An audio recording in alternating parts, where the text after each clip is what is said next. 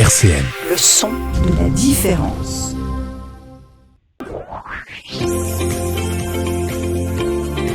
RCN, les masques tombent, Sarah Leroy.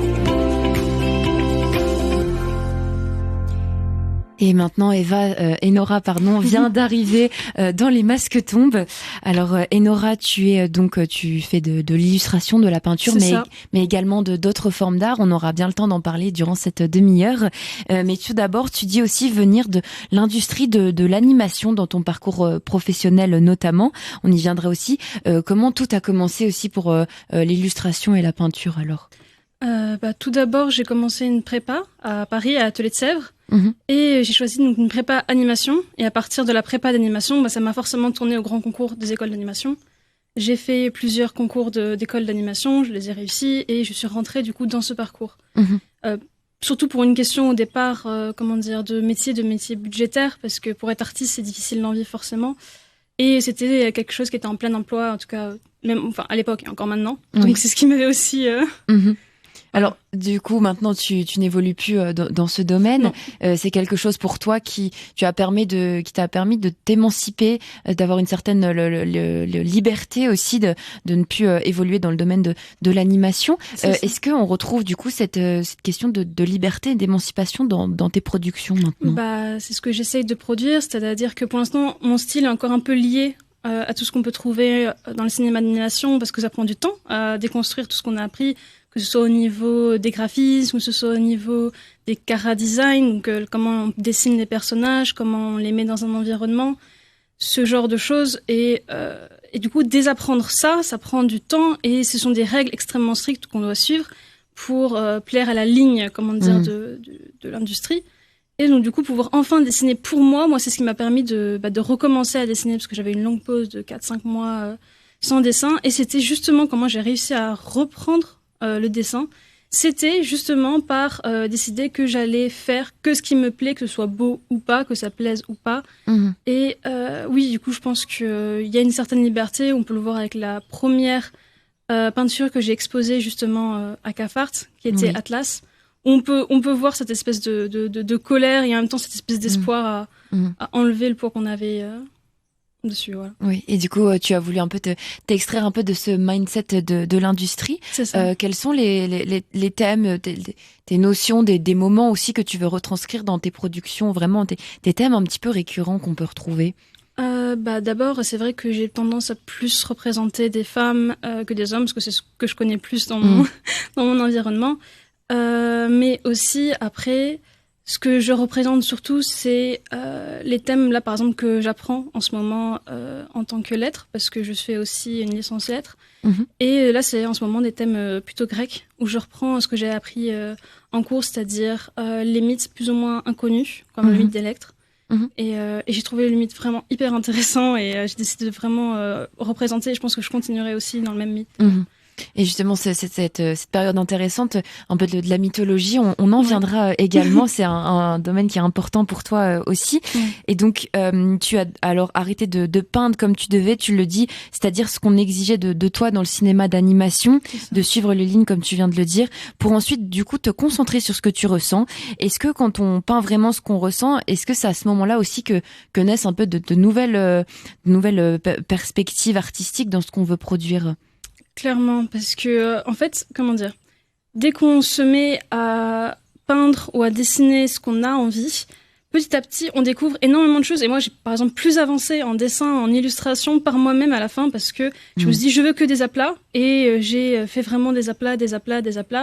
Et j'ai développé quelque chose qui n'a plus de lignes. Alors que dans le cinéma, normalement, c'est avec des lignes, parce que entourer les personnages. Et je peux dessiner vraiment des choses sans personnages. Et ça libère, en fait. Je réfléchis moins dans une perspective de ce que ça va devenir, et plus dans une perspective de si ça reflète quelque chose que je veux donner, en fait. Et donc, est-ce que tu as appris des choses même sur toi personnellement, du coup, de pouvoir te libérer et de enfin produire ce qui t'anime le plus? Oui, ça permet déjà de faire, dessiner ou peindre, ça me permet de faire de l'introspection, personnellement. C'est-à-dire que, vu que je fais un peu comme de l'écriture automatique, je sais pas si vous voyez, où du coup vraiment je dessine automatiquement ce qui est le besoin nécessaire du moment. Et j'ai vu que justement après avoir quitté l'industrie, c'était beaucoup de visages de colère, Vraiment, c'était la colère qui transparaissait, même dans les coups de pinceau, même dans dans les traits. Et les gens étaient émus par les dessins de colère que je produisais. Et petit à petit, ça s'est adouci, ça s'est calmé. Et maintenant, par exemple, il y avait beaucoup moins de dessins de colère. Donc, en peignant, on peut se rendre compte de choses ce que l'on vit, qu'on ne s'était même pas forcément rendu compte avant, en fait. Est-ce que tu penses justement sur ces gens qui ont ce retour justement vis-à-vis de tes peintures, qu'est-ce qu'ils t'ont dit exactement? Est-ce que eux aussi, ça peut les toucher personnellement et faire surgir un peu des émotions chez eux? J'ai eu plusieurs retours que je trouvais très intéressants sur certaines des œuvres. Je pense notamment à Atlas et à Prométhée. Alors du coup, j'ai repris, pour ceux qui ne peuvent pas voir, le mythe d'Atlas et le mythe de Prométhée. Et par exemple, il y avait une troupe de théâtre qui avait déjà repris le mythe de Prométhée, mais au théâtre. Et qui m'avait fait un très beau retour en disant qu'ils avaient l'impression de retrouver ce qu'ils avaient joué, mais dans un tableau. Et ça m'a fait très plaisir. Donc je me suis dit que j'étais pas forcément seule à voir le mythe maintenant comme ça. Et j'ai eu aussi Atlas, où moi je le voyais comme une personne portant le monde, donc portant ses propres soucis et les soucis des autres mis sur cette personne. Et d'autres ont vu par exemple la jeunesse face au réchauffement climatique, puisqu'ils ont l'impression de porter le poids du monde et des générations précédentes. Moi, c'était pas du tout une lecture que j'avais, mais ça les a vraiment touchés, parce qu'ils se disent qu'eux, ils ont beaucoup d'éco-anxiété et que ça les avait vraiment touchés. Donc ça touche dans d'autres façons que j'avais imaginé, oui. Oui, donc les réceptions peuvent être parfois différentes. On en revient au mythe du coup de Prométhée. Qu'est-ce qui te plaît vraiment alors dans ce mythe? Pourquoi est-ce que tu as envie de l'exploiter? J'ai peu exploité de mythes masculins. En général, j'en ai exploité que 3 et demi. C'est-à-dire Atlas, Prométhée et Icare et Dédale. Donc c'est pour ça que j'ai 3 et demi, puisque Icare et Dédale sont tellement liés que c'est plus ou moins un mythe. Même si c'est 2 personnages. Et je voulais d'abord retranscrire des mythes masculins parce que c'est souvent les plus connus. Et je voulais les féminiser pour apporter une figure féminine sur ces mythes connus masculins. Et je me suis rendu compte qu'au fait, les mythes masculins sont moins intéressants que les mythes féminins. En tout cas, ceux de la Grèce antique, je peux pas aller pour autre chose. Et donc, du coup, au final, maintenant, dans ma nouvelle série, c'est typiquement des mythes que féminins que j'exploite, parce que je les trouve tout simplement plus intéressants. Parce que dans les mythes masculins, c'est souvent, en fait, des histoires de bataille, des histoires d'exploits guerriers, et je vois pas vraiment la nécessité de remoderniser des mythes guerriers ou des exploits guerriers. Enfin, moi, ça me... Voilà. Alors que tout ce qui est dans le côté de la morale, c'est-à-dire est-ce que c'est bien, est-ce que c'est mal, ce qu'on peut voir avec Prométhée, avec Atlas, ce genre de débat, en fait, qu'on peut avoir, ça m'intéresse beaucoup plus.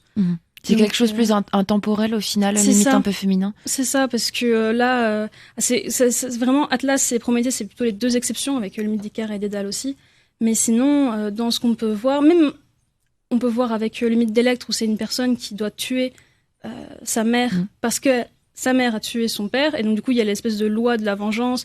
Mais en même temps, elle sait que c'est pas bien, et en même temps sa mère avait ses raisons, et c'est vraiment compliqué, parce qu'on penche des 2 côtés. Ça, c'est ce genre de mythe féminin qu'on retrouve. Donc c'est surtout cela que j'ai voulu représenter maintenant, dans ce qui va suivre. Mais pour le mythe de Prométhée, c'était cette idée de... est-ce qu'on doit faire un sacrifice, parce qu'il savait, Prométhée, qu'il allait prendre pour avoir donné le feu aux hommes, et il l'a quand même fait. Et c'est quelque chose d'intéressant, c'est-à-dire le sacrifice de soi, qu'est-ce que ça rapporte, qu'est-ce que ça apporte aux autres aussi, tout ce genre de problématiques. Alors on parle de mythes, mais évidemment tu as aussi une réelle touche à tout, puisque tu fais de la peinture, de la sculpture, de l'illustration digitale ou traditionnelle, aquarelle, gouache, photographie, donc un peu de l'écriture, de la poésie. Est-ce que à travers toutes ces formes d'art, justement, tu vas traiter les thèmes de la même façon? Pas du tout, pas du tout. En fait, je me laisse plus guider par le médium utilisé que l'inverse. C'est-à-dire que d'abord, j'ai le médium et j'en tire des idées plutôt que j'ai des idées et que j'adapte au médium. Donc du coup, par exemple, pour la poésie, c'est pour moi beaucoup plus apte aux émotions, aux sensations, et c'est beaucoup plus sur des détails de la vie. Ça veut dire une lumière que j'ai beaucoup appréciée, un paysage, une personne, un sentiment, ce genre de choses. Vraiment beaucoup plus des détails que des grandes histoires comme des mythes, par exemple. Alors que, au contraire, je trouve que les arts visuels, genre la peinture, tout ça, ça prête plus à des grands mythes. Oui. Voilà. Est-ce que par exemple pour faire tes illustrations, tes peintures, ou plus là où tu vas être dans le manuel, vraiment la création, tu peux t'inspirer de poésie justement? C'est clairement possible, oui.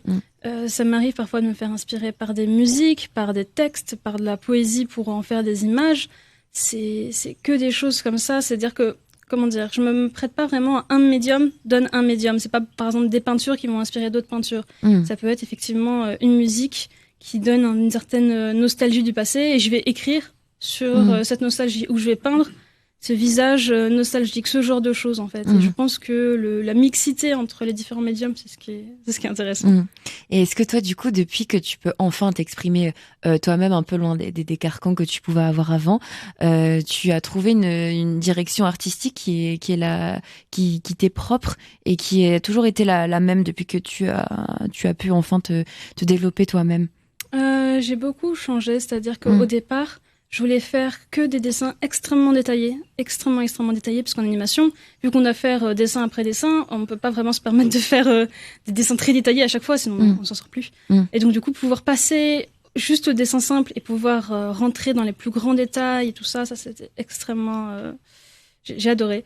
Et après, au contraire, j'ai arrêté complètement tous les détails, toutes les lignes, et je suis passée dans des aplats presque flous. Puis je suis repassée à des peintures un peu plus détaillées et je joue justement avec des différentes techniques que j'ai appris, puisque par contre, ce qui est pas mal en école, c'est qu'on apprend les différentes techniques et après c'est à nous maintenant de pouvoir nous les approprier. Alors tu as utilisé le terme aplat, est-ce que tu peux l'expliquer du coup y a pas de souci. pour les auditeurs? Alors vous voyez souvent dans les dessins, soit c'est des dessins en ligne, donc vous dessinez le contour, soit vous faites des grands aplats de couleurs, par exemple un aplat brun pour les cheveux, et après vous faites des petits aplats plus brun foncé ou beige pour apporter de la lumière, etc., mais vous voyez aucune ligne dessus.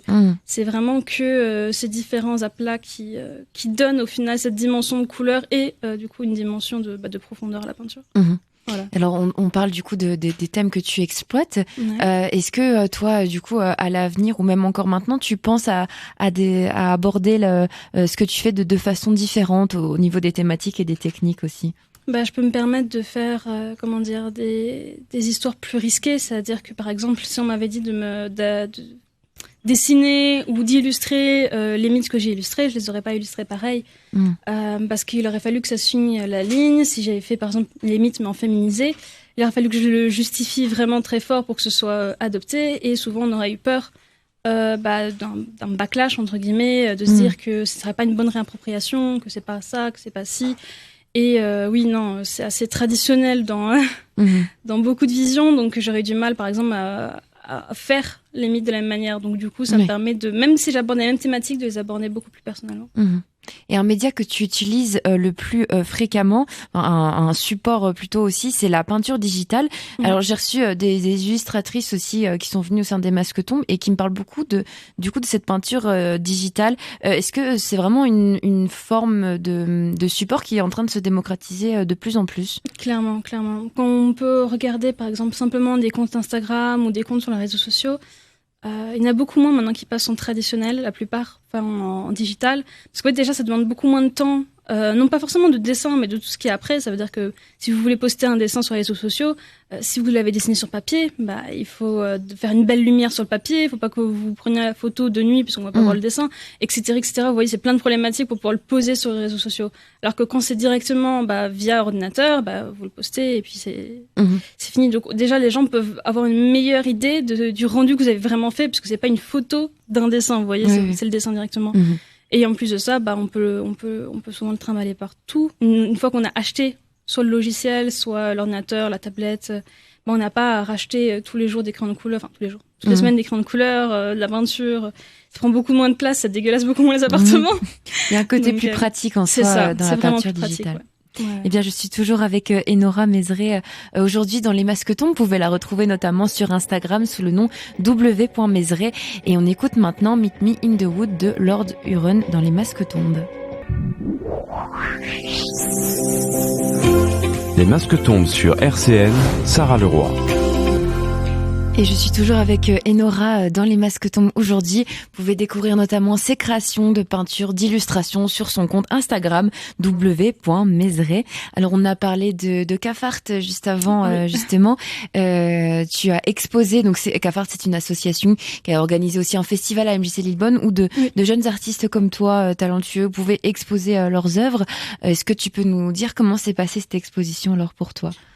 C'est très bien passé. J'ai été vraiment ravie parce que je connaissais pas encore la MJC Lisbonne.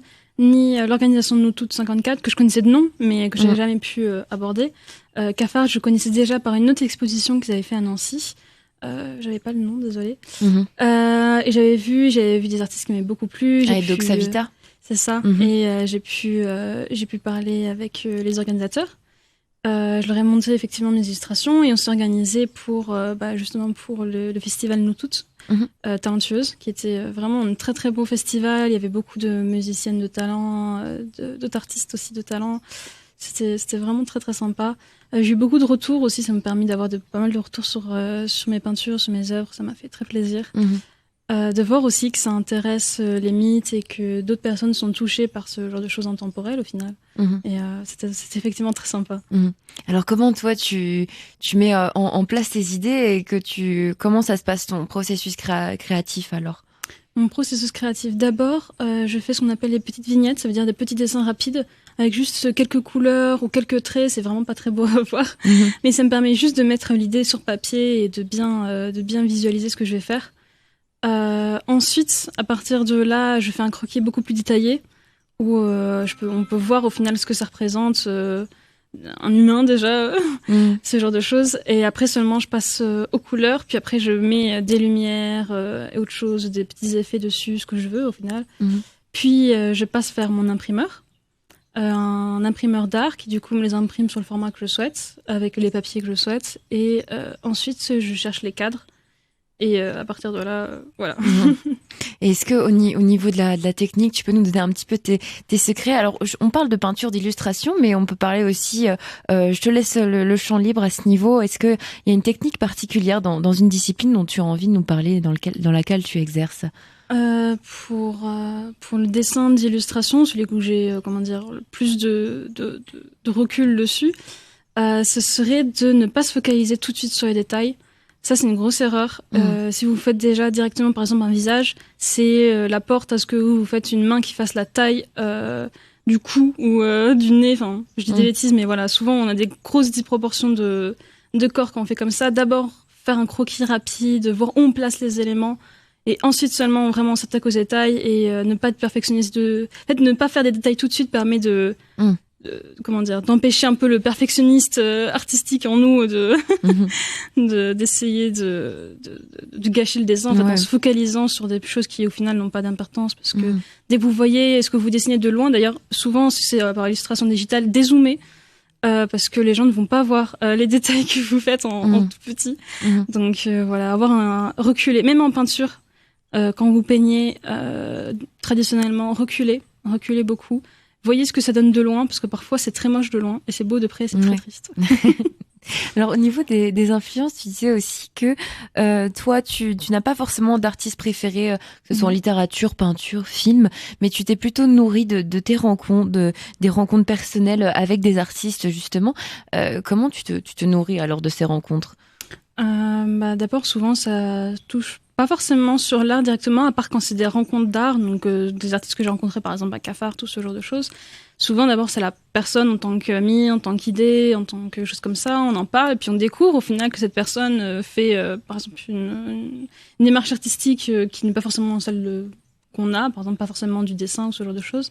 Puis on finit par en discuter. Puis c'est le moment où on discute de l'art en tant qu'art, ça veut dire qu'est-ce qui nous a poussé à dessiner, comment est-ce qu'on voit ça, comment est-ce qu'on voit ci. C'est à partir de là vraiment que on avance nous-mêmes dans notre vision de ce qu'on veut faire, est-ce qu'on juge utile de faire aussi ou pas. Et du coup, moi, ça m'enrichit beaucoup plus que des simples artistes que je vois, mais au final que je ne connais absolument pas. Et du coup, quand c'est des artistes que je vois, par exemple, sur Internet, je suis beaucoup plus liée à leurs œuvres que à ce qu'ils sont, mais donc du coup, assez pour ne pas connaître leur nom et simplement focaliser sur ce qu'ils font. Donc du coup, je pourrais même pas citer de nom, mais souvent, ce qui m'inspire, c'est beaucoup plus des histoires, donc des livres en général. Par exemple, sur tout ce qui était mythe grec, ce qui m'a vraiment donné l'impulsion, ce serait Électre de Giraudoux, que je conseille. C'est une très bonne pièce de théâtre, où c'est vraiment cette espèce de notion d'absolu, où chaque personnage quasiment symbolise une idée, en fait, et la défend jusqu'au bout, et cette espèce de symbolisme d'idée, c'est ça que j'ai voulu remettre au final dans les peintures que j'avais exposées. Eh bien, je suis toujours avec Enora Mézré. Aujourd'hui, dans Les Masques tombent, vous pouvez, pour en apprendre plus sur l'artiste, découvrir son compte Instagram w.mézré. Et on écoute maintenant Home de Edith Whiskers dans Les Masques tombent.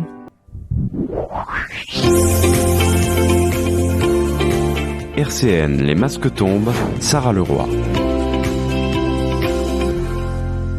Et je suis toujours avec l'artiste Enora Mézré. Vous pouvez notamment retrouver toujours ses créations sur Instagram sous le nom w.mézré.